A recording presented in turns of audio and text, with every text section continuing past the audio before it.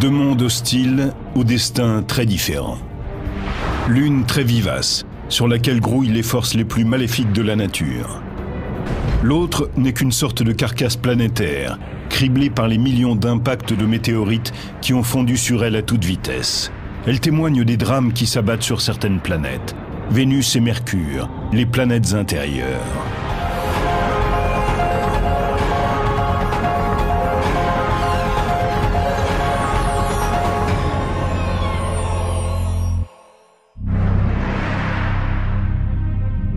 Avec la Terre et Mars, Mercure et Vénus constituent notre système solaire interne.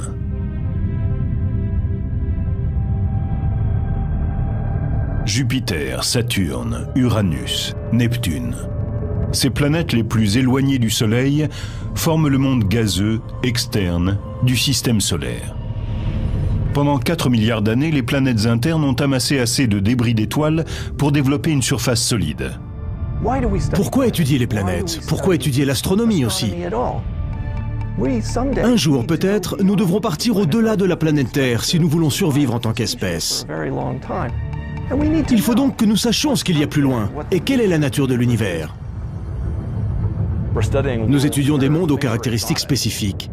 Mais fondamentalement, les processus physiques et chimiques sont identiques à ceux de la Terre. Des millions de kilomètres nous séparent de nos cousines rocheuses, mais un petit tour du côté de Mercure et Vénus révèle que notre ADN est le même. On peut aller sur Mercure, sur Vénus, et les considérer comme des mondes avec leur propre histoire. On peut aussi ainsi resituer l'histoire de notre planète dans son contexte. Vénus est la 6e planète de notre système solaire par sa taille. Elle est à 40 millions de kilomètres de la Terre. Sur Vénus, une année dure 225 jours. Et si vous pesez 68 kilos sur Terre, vous en pèseriez 61 sur Vénus.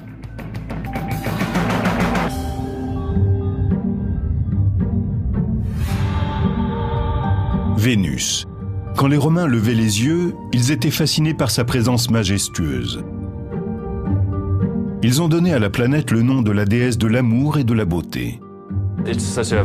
La planète était si belle dans le ciel que l'association semblait évidente. À cause des similitudes de composition, de gravité, de densité et de taille, la Terre a longtemps considéré Vénus comme une planète sœur. Sous bien des aspects, Vénus et la Terre sont presque jumelles. Elles ont presque la même taille. Vénus étant un tout petit peu plus petite que la Terre. Disons que si la Terre était un ballon de basket, Vénus serait un ballon de football. Et Vénus est la planète la plus proche de la Terre. On a donc longtemps pensé que c'était une planète jumelle. Pendant très longtemps, les scientifiques ont pensé que cette jumelle, comme la Terre, était une planète couverte d'océans, de forêts tropicales luxuriantes, et que son climat pouvait accréditer l'idée qu'une forme de vie intelligente y existait. Avant l'époque spatiale, les gens pensaient que la vie sur Vénus devait être assez semblable à la nôtre. Paradoxalement, quand on a commencé à examiner Vénus de plus près, on s'est aperçu que les conditions étaient très différentes. Vénus est alors apparue moins comme une sœur exotique que comme une jumelle diabolique. Nous sommes en présence de deux planètes très similaires mais qui ont évolué de manière très différente. Cela pose un problème intéressant quant à la compréhension de l'évolution planétaire. Faisons l'expérience. Prenez ces deux planètes semblables, laissez-les vivre pendant 4 milliards d'années et tâchez de comprendre pourquoi elles ont évolué de manière aussi différente. Commençons par quelques différences de base. Vénus a subi d'intenses bombardements météoriques.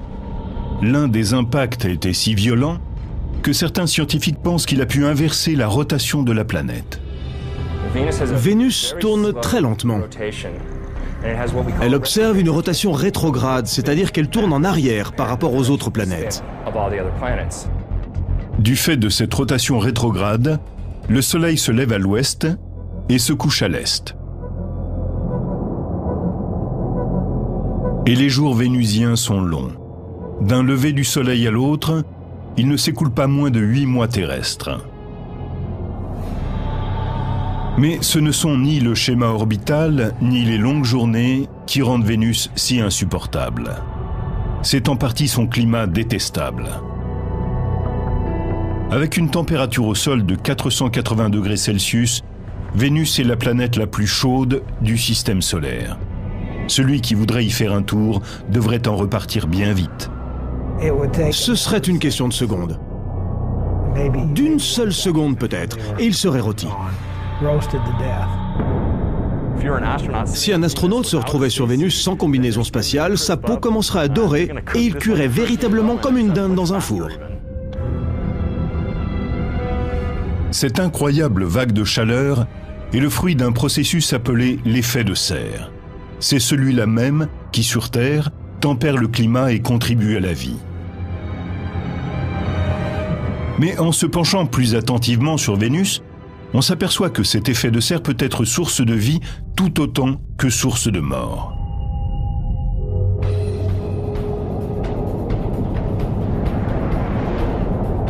Aujourd'hui, la température sur Terre tend à monter. Et les scientifiques en ont peut-être trouvé la cause en étudiant Vénus. Le réchauffement global est dû au développement incessant des gaz à effet de serre. Voilà pourquoi nous avons de plus en plus chaud. Et en observant Vénus, on s'est dit « Ah, mais là, ça se passe pour de bon !» Dans les années 90, après avoir lancé la sonde spatiale Magellan, les observateurs commencent à se tourner vers Vénus pour voir à quel point les choses pourraient se dégrader ici, sur Terre. L'exploration de l'espace nous en a appris beaucoup sur la Terre et sur l'environnement. L'effet de serre et le réchauffement global, dont tout le monde parle en ce moment, ont été découverts grâce à Vénus.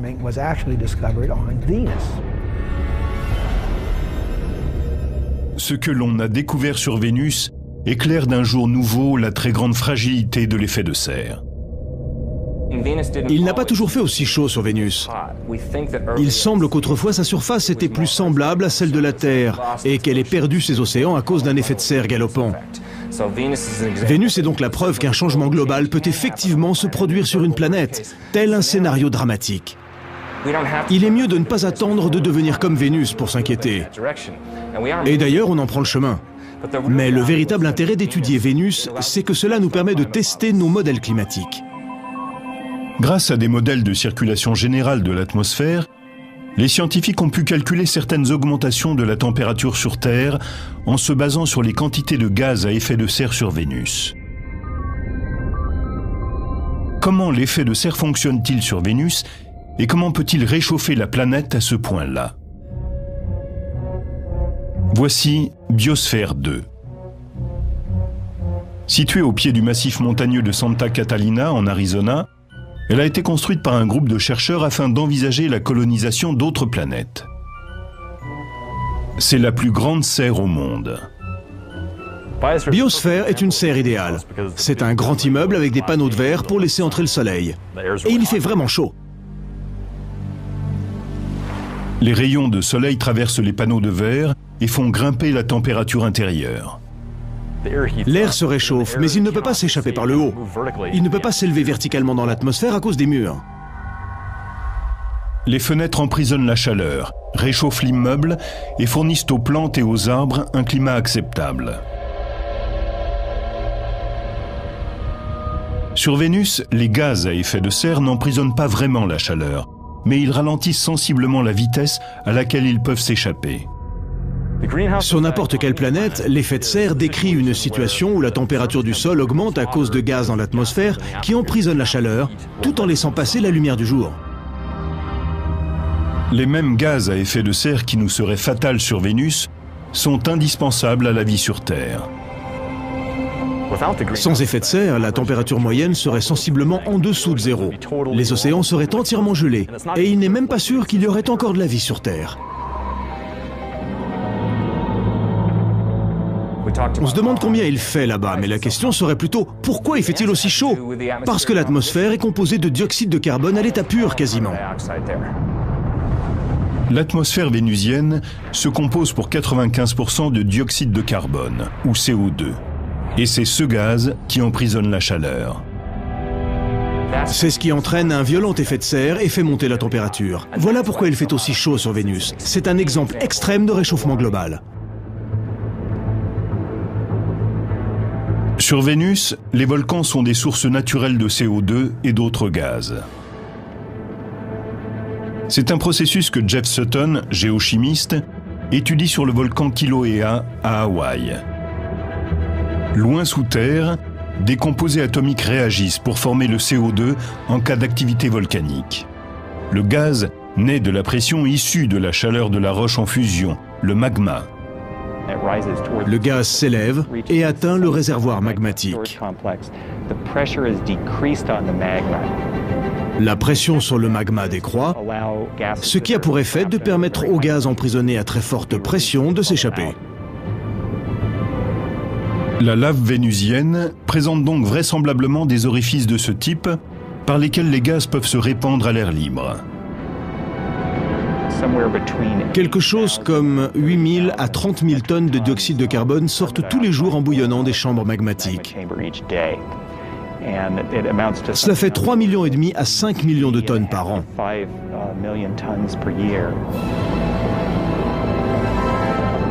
Et il ne s'agit là que d'un seul de nos volcans terrestres. Vénus a bien plus de volcans actifs, donc plus de gaz propulsés par la chaleur. Tout ce CO2 s'accumule dans l'atmosphère de Vénus, où il fait de plus en plus chaud.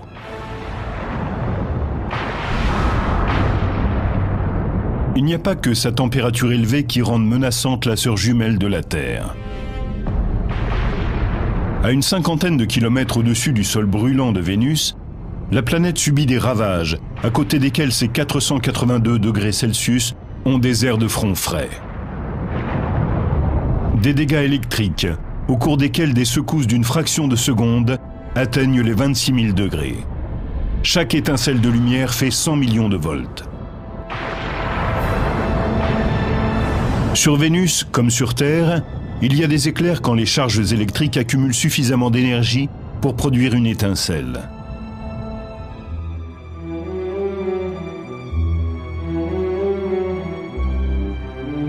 Mears Oppenheim enseigne la physique planétaire à l'université de Boston. Ce sont des chercheurs comme lui qui travaillent au musée des sciences de Boston. Pour faire la démonstration de l'éclair emprisonné, des dômes d'une dizaine de mètres s'élèvent pour simuler la génération de l'éclair sur Vénus. Et que le spectacle commence.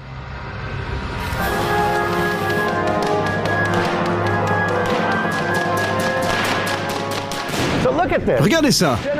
On est en train de générer tellement de millions de volts sur ces dômes que l'énergie est bien obligée de s'échapper. Cela déchire littéralement les molécules dans l'air. Tout comme à l'intérieur des nuages vénusiens, l'air dans ces dômes excite de minuscules molécules atomiques.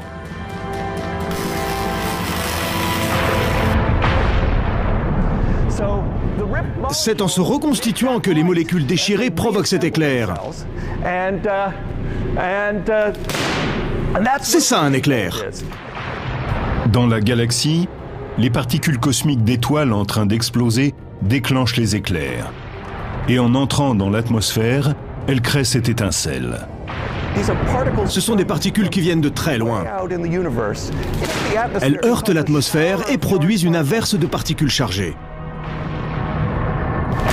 Sur Vénus, il s'agit vraisemblablement d'éclairs de très grande envergure, qui contiennent des quantités colossales d'énergie et qui parcourent de grandes distances. Sur Terre, on enregistre une moyenne de 3,1 milliards d'éclairs par an. Sur Vénus, le nombre d'éclairs touchant le sol est de 0. La pression atmosphérique sur Vénus est 90 fois plus importante que sur Terre, parce que le poids de l'atmosphère créée par les gaz est plus élevé. C'est ce qui empêche les éclairs vénusiens de toucher le sol. Ils restent consignés dans les nuages. Cet air très épais oppose trop de résistance. Les éclairs ne peuvent pas le traverser. Il leur est beaucoup plus facile de sauter d'un nuage à l'autre. En dépit des apparences, les nuages vénusiens n'ont pas grand-chose de commun avec ceux de la Terre. En fait, le principal ingrédient qui entre dans leur composition est assez toxique pour brûler la chair humaine.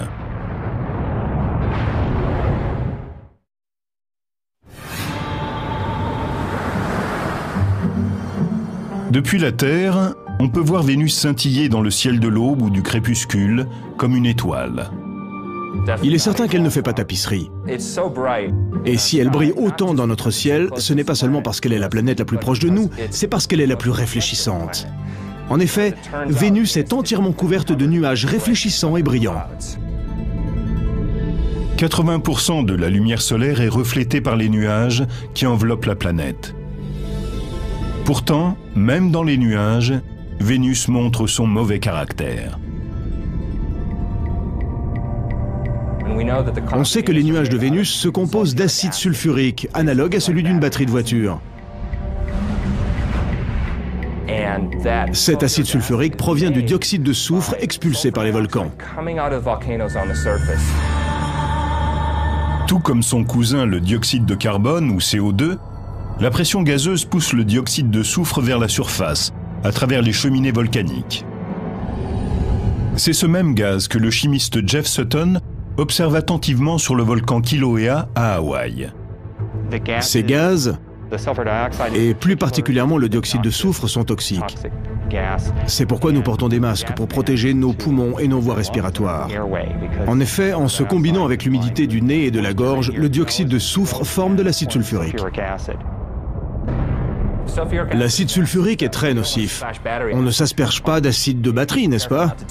Eh bien, de la même manière, ce serait une mauvaise idée de plonger la main dans les nuages de Vénus. En admettant qu'un voyageur sur Vénus survive aux nuages acides, aux éclairs, à l'air toxique et à la chaleur, à quoi ressemblerait le sol vénusien?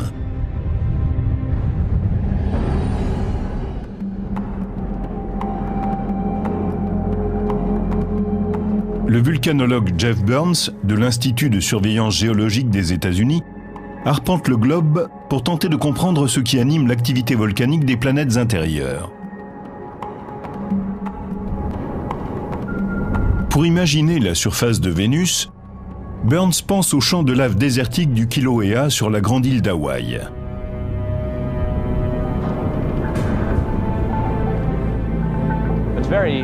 C'est très instructif de venir étudier ce volcan et de comparer avec le volcanisme de Vénus. Ici, on est vraiment sur le terrain et on peut étudier ça de près. On peut prélever des échantillons et les regarder en détail. Les géologues pensent que le nombre de volcans sur Vénus dépasse nettement les quelques 1500 que nous avons sur Terre. Les estimations vont d'une centaine de milliers à plus d'1 million d'éléments volcaniques sur Vénus.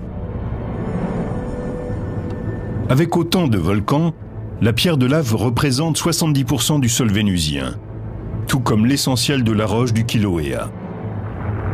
Le sol se solidifie quand la lave refroidit, pour former de la roche dure.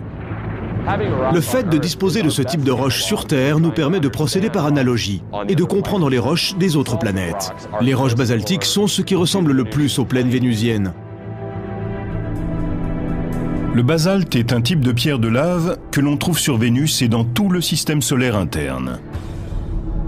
Les minéraux se figent sous forme de verre et de petits cristaux, changeant ainsi totalement d'aspect par rapport à la lave telle qu'elle surgit du volcan.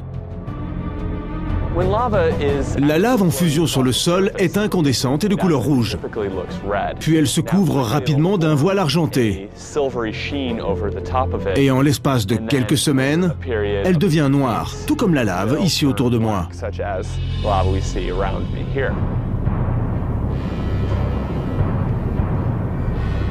À 8000 mètres d'altitude, le Maat Mons est le plus grand volcan de Vénus. Il a laissé dans son sillage d'immenses coulées de lave, tout comme le Kilauea. Quand on observe cette disposition, on voit des levées de matière des deux côtés, ainsi que des structures internes. C'est peut-être comparable à la formation des vastes canaux qui se sont creusés à la surface de Vénus. À une échelle beaucoup plus grande, cela dit. Et ils ont créé des champs infinis de canaux dans le paysage vénusien. D'une largeur et d'une profondeur constantes, les canaux sont nettement plus longs sur Vénus qu'à Hawaï, du fait des conditions environnementales de la planète. La densité de l'atmosphère et les températures élevées empêchent le magma de refroidir pour former de la roche. Et comme il n'y a ni vent ni pluie pour refroidir le magma, la lave peut user le sol durant des mois après une éruption avant de se solidifier.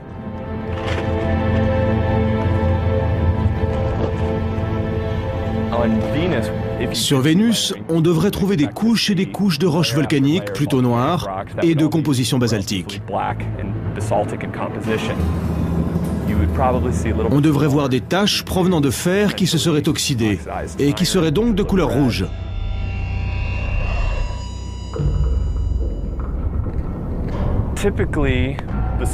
D'ordinaire, les coulées de lave basaltique sont coupantes comme du verre et l'on risque de se blesser en le manipulant. Elles deviennent vitreuses en refroidissant.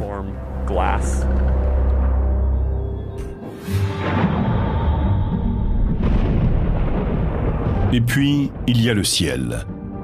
Cette couche nuageuse diffuse l'essentiel de la lumière directe.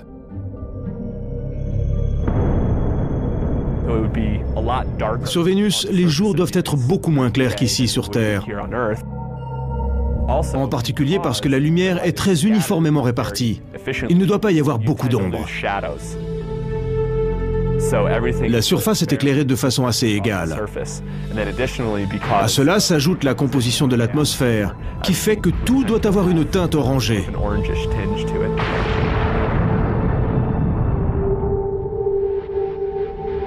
Outre les canyons, des chaînes de montagnes déchiquetées déchirent le ciel vénusien.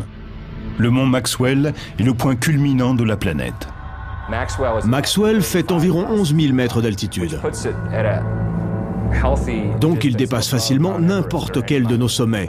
L'Everest, qui fait 8 850 mètres, est largement battu. Il est plus grand que tout ce que nous avons sur Terre. Notre planète sœur semble l'avoir emporté sur l'une des merveilles de notre monde. Mais comment est le sol vénusien par rapport à une autre caractéristique géologique de la Terre, les canyons?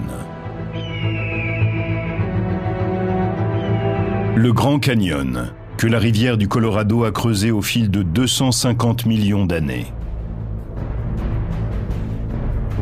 En se soulevant il y a des millions d'années, le plateau du Colorado a donné aux eaux plus d'énergie pour éroder la roche et creuser le canyon.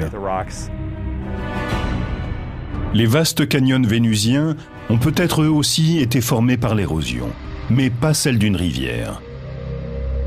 Les systèmes volcaniques peuvent entraîner une érosion, car les coulées de lave sont très fluides. Les matériaux peu visqueux peuvent éroder comme le fait l'eau. Certes, le Grand Canyon ne constitue qu'une partie du système fluvial du Colorado, mais on est quand même très loin de l'ordre de grandeur du plus long canal sur Vénus.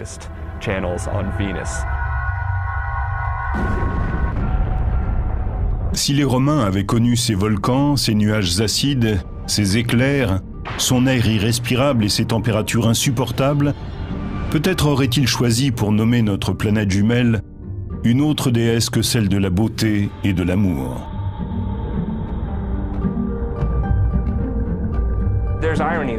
Il y a quelque chose d'ironique là-dedans, parce que bien sûr les Grecs et les Romains ignoraient tout des conditions qui règnent sur Vénus. Et nous voici 2000 ans plus tard en train de faire l'état des lieux, et ce n'est pas aussi joli.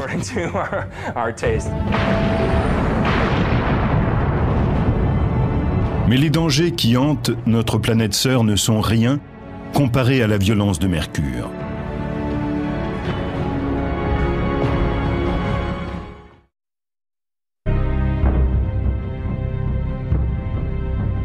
À 80 millions de kilomètres de la Terre, les collines poussiéreuses et les plaines vides de Mercure s'étendent à perte de vue.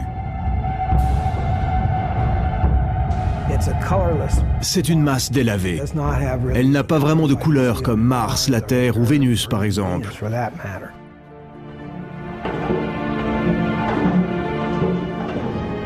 Le docteur Robert Strom, du laboratoire de l'Université d'Arizona, fait autorité en matière de géologie planétaire depuis plus de 35 ans.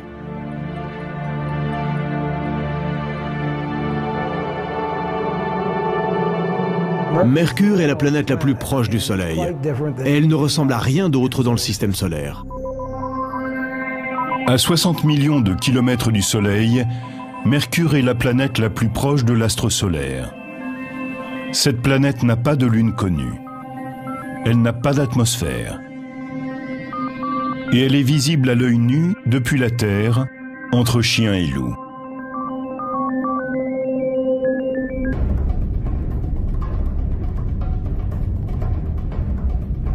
Avec un diamètre de 60% plus petit que celui de la Terre, Mercure est la planète la plus menue du système solaire. Bien trop petite pour produire le champ gravitationnel qui lui permettrait de retenir une atmosphère. La gravité est proportionnelle à la masse d'un objet. Plus la masse est importante, plus il y a de gravité. Celle de Mercure est donc très faible. Étant donné la faible gravité de cette planète, en admettant que vous pesiez 68 kg sur Terre, vous n'en feriez que 26 sur Mercure.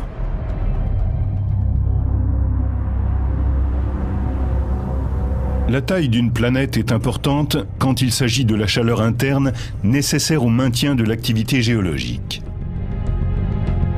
Les courants de convection interne à l'origine de la géologie s'arrêtent. D'une manière générale, la planète se fige et il n'y a plus moyen de maintenir cette activité géologique. C'est ce qui s'est produit sur Mercure il y a bien longtemps, sans doute alors qu'elle avait moins d'1 milliard d'années.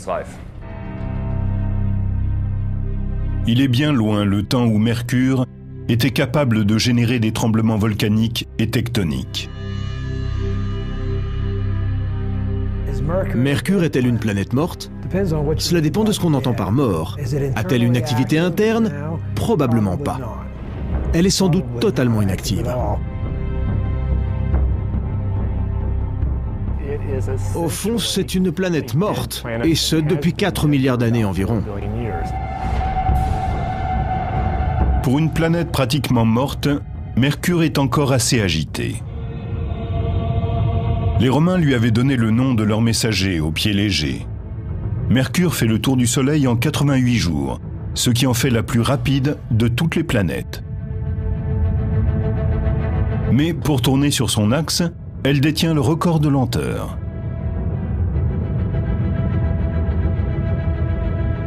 Il lui faut quelque chose comme 180 jours, soit à peu près 6 mois. La force gravitationnelle du Soleil crée une friction de marée au sein de Mercure, entraînant une dissipation de sa vitesse lorsque la planète tourne sur son axe.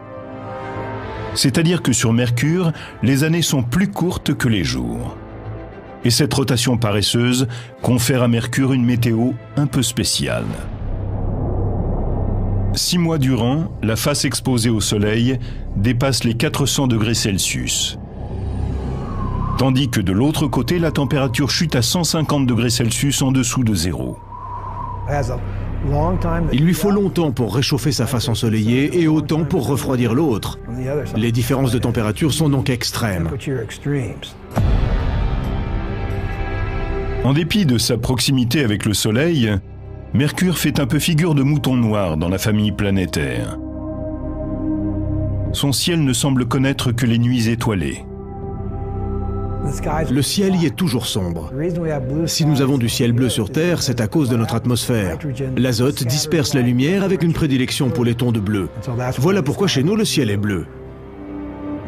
Et c'est parce que Mercure n'a pas d'atmosphère que son ciel est sombre. D'après la légende, c'est Mercure, le dieu romain, qui a inventé la boxe. Et s'il est une planète qui s'est taillé la part du lion sur le ring, c'est bien Mercure.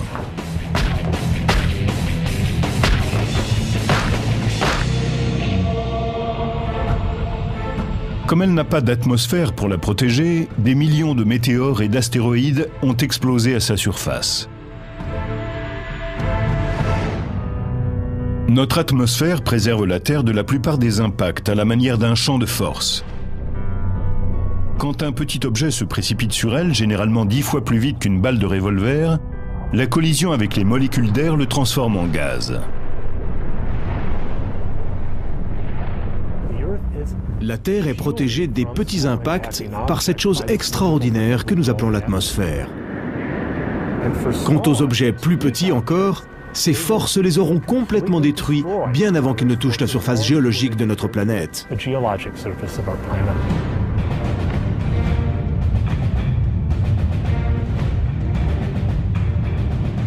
Sur Mercure, dépourvu d'atmosphère, astéroïdes et météores s'écrasent à toute vitesse, ce qui en fait la planète la plus criblée de cratères de tout le système solaire. Sur Mercure, on ne peut pas faire un pas sans rencontrer un cratère. En 1974, la sonde spatiale Mariner 10 a cartographié la moitié de la surface de la planète, y compris le plus vaste bassin jamais photographié dans le système solaire. L'accident de relief le plus remarquable est le bassin Caloris, un cratère qui fait dans les 1300 km de diamètre. 1300 km de diamètre. C'est un tiers de plus que la distance Dunkerque-Marseille. Les chercheurs ont estimé que la météorite de fer à l'origine de cet impact devait avoir une taille de plus de 100 km avant de s'écraser sur le sol. Juste après l'impact, les ondes sismiques ont convergé au point antipodal de la planète. Les ondes sismiques, les ondes de choc de cet objet, se sont propagées pour se retrouver de l'autre côté de la planète, déchirant littéralement la surface. Les turbulences sismiques ont chamboulé la croûte et déformé le terrain, générant des formations rocheuses étonnantes. C'est un terrain chaotique. C'est vraiment le terme pour désigner cet espace. Si vous regardez, c'est vraiment le chaos. Tout est sans dessus-dessous. C'est vallonné d'une façon qui n'a rien à voir avec une activité géologique normale. Tout y reflète la brutalité. On dirait que quelqu'un a littéralement soulevé la surface pour la fracasser au sol. Les cratères se sont soudain transformés en des sortes de collines de 10 km de large sur 2 de haut. En fait, le sol a dû s'élever sur une hauteur d'1 à 2 km en l'espace de quelques secondes. Ça a dû être épouvantable. Les scientifiques n'ont aucun moyen de savoir à quel moment s'est produit l'impact de Caloris. Mais une chose est sûre, si un astéroïde de cette taille s'écrasait sur Terre, le choc serait catastrophique. Il anéantirait l'humanité.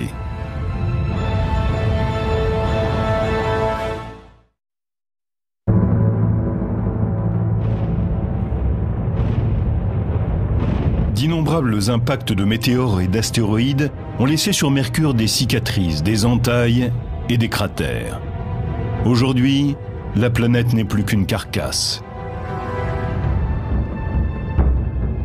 Tout comme celle de Mercure, la surface de la Terre est vulnérable aux bombardements. Le météore cratère en Arizona est l'un de nos cratères les mieux préservés et les plus mercuriens. Ce bassin désertique a permis aux géologues de mieux comprendre ce qui se passe quand un météore frappe la surface de Mercure. Lors d'un impact, l'énergie de l'onde de choc déchire la surface et soulève des tonnes de roches pour former le cratère. Cette coulée de roches a creusé cette cavité en forme de cuvette et déposé des débris dans le paysage à des kilomètres à la ronde. La même énergie a balayé les parois du cratère. C'est ce qui a fait que ces couches de roches horizontales derrière moi se sont soulevées.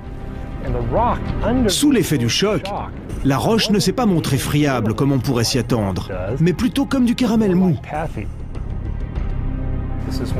C'est caractéristique de ce type d'impact, non seulement ici à Meteor Crater, mais partout dans le système solaire. Imaginez un peu que l'énorme objet qui a créé le bassin de Caloris sur Mercure s'écrase sur le site de Meteor Crater. Il y aurait une explosion massive, avec des éclats de matériaux fondus qui voleraient autour de la Terre comme des engins balistiques, puis rentreraient dans l'atmosphère terrestre en créant des averses massives de météores.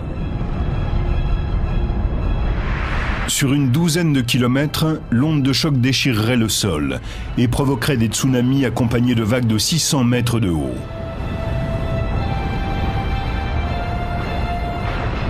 d'immenses tsunamis se propageraient et inonderaient une bonne partie des zones côtières terrestres. Las Vegas dans le Nevada serait rasé.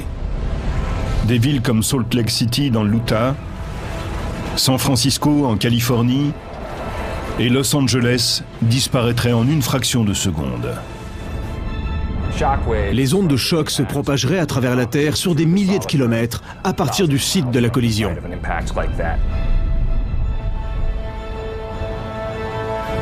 Ces ondes sismiques convergeraient au point antipodal de l'impact, au large des côtes de Madagascar, au fond de l'océan Indien.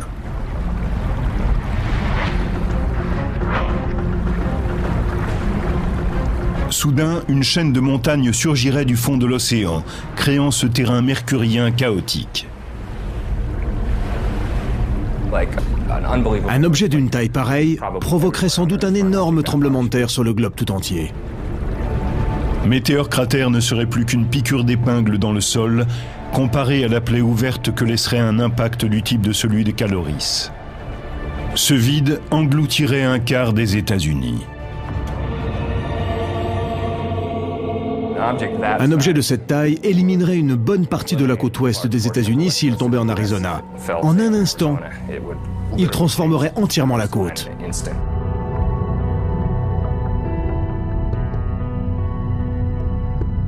Revenons-en à Mercure.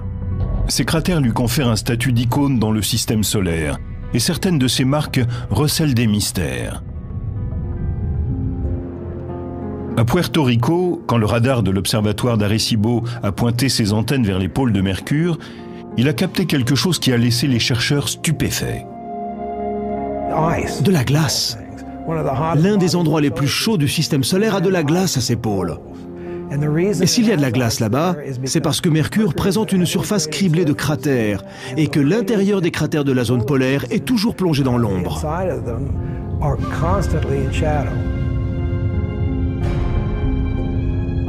Comme Mercure est vertical par rapport au plan de son orbite, le fond de certains cratères ne reçoit jamais ni la lumière ni la chaleur du Soleil.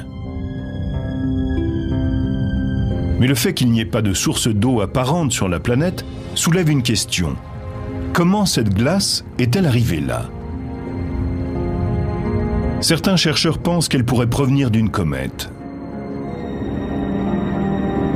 Composées de roches, de poussière, de gaz et de glace, les comètes viennent des confins du système solaire, où les températures sont nettement plus basses. Cette glace se trouverait-elle au fond de cratères qui sont en permanence à l'ombre, à moins qu'il ne s'agisse de glace recouverte d'une couche de poussière qui la protégerait des rayons du soleil? On ne sait pas. Outre les collisions de comètes, il existe un autre type de cratère sur la planète, et ceux-ci n'ont pas été formés par quoi que ce soit venant du ciel. En fait, une force de la nature a créé ces trous à partir du noyau de la planète.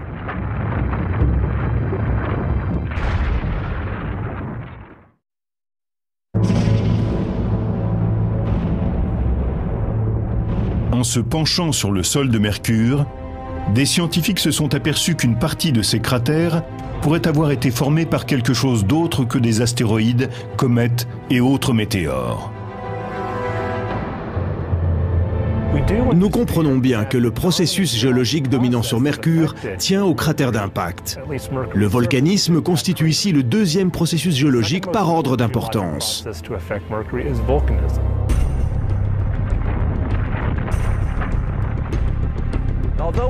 Bien que nous n'ayons pas de preuve absolue de la présence de volcans sur Mercure, nous pensons qu'il a dû y avoir des éruptions volcaniques dans le passé.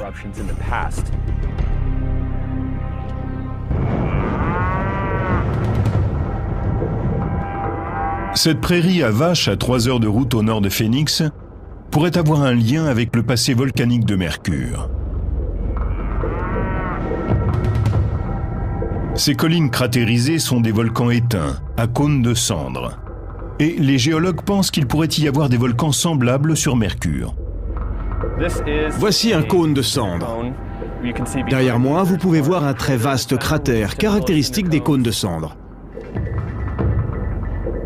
Ces volcans présentent effectivement des différences par rapport aux cônes de cendres de Mercure.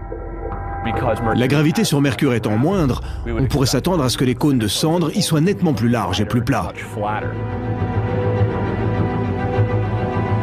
Les volcans entrent en éruption quand la pression que le magma exerce depuis l'intérieur est plus forte que la roche qui le contient.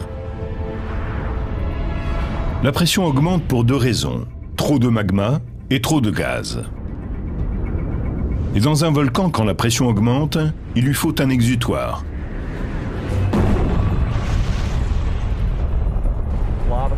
La lave remonte à la surface et sort sous forme d'éruption.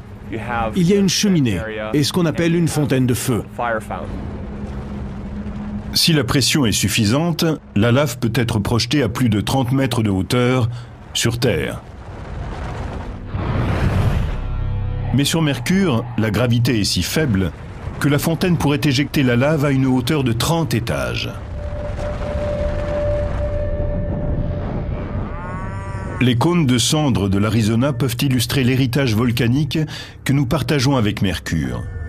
Mais être les premiers témoins d'une éruption tout là-haut et voir se former les cônes de cendres serait une fameuse expérience. Tout d'abord, en l'absence d'atmosphère, un panache de cendres, de fumée et de débris ne parviendrait pas à s'élever dans le paysage. Comme Mercure n'a pas d'atmosphère, cette matière serait projetée dans le vide, c'est-à-dire qu'elle se disperserait beaucoup plus. De plus, sur Mercure, on n'entendrait pas le vacarme de l'éruption. Mercure n'ayant pas d'atmosphère, elle ne peut pas transmettre les sons. Si vous étiez sur Mercure en train de jouer de la guitare, du ukulélé ou du piano, on n'entendrait rien. Parce qu'il n'y a pas d'atmosphère pour véhiculer le son. Il n'y aurait donc que le silence.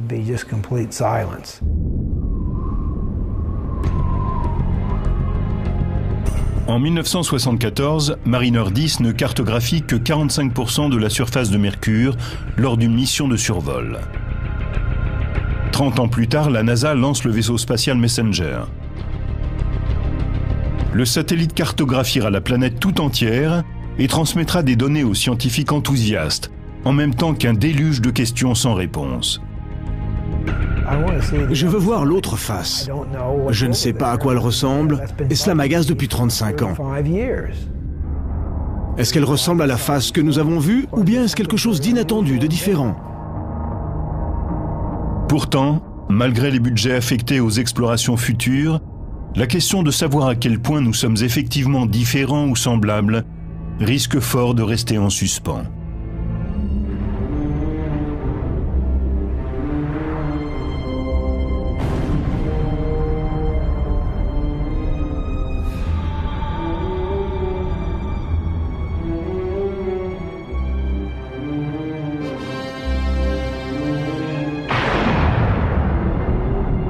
L'univers est quelque chose de tellement vaste. Et nous sommes assis là sur notre confetti. Mais nous ne sommes pas isolés. Toutes ces choses qui sont survenues sur d'autres planètes, tous ces changements stupéfiants, traumatiques, se sont déroulés en un laps de temps très court. Et cela pourrait arriver sur Terre. En fin de compte, cela nous permet de mieux savoir qui nous sommes et combien notre environnement est unique. Et combien des créatures comme nous peuvent être rares dans l'univers. L'évolution, l'exploration, le fait de prendre un tournant, la découverte d'idées nouvelles, il n'y a que ça qui compte. L'avenir sera radieux.